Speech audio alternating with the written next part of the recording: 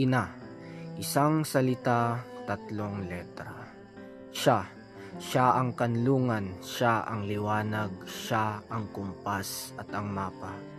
Ang pagiging ina ay isa sa may pinakamabigat at panghabang buhay na biyaya.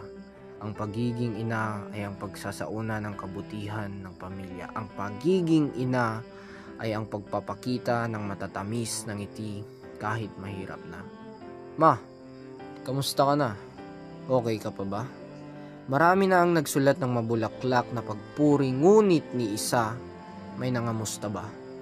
O sadyang bulag lang ang lahat sa sakripisyong ginagawa nila? Ma, salamat. Salamat sa pag-aalaga, sa pagpapalaki sa akin ng tama kahit na marami kang kalong-kalong na problema. Salamat.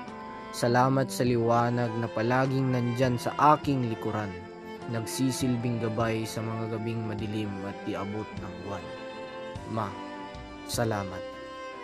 At sa pagtahak ko nitong marahas na agos ng buhay, nais kong malaman mo na ikaw ang siyang gabay. Ikaw ang aking kanlungan, liwanag at mapa.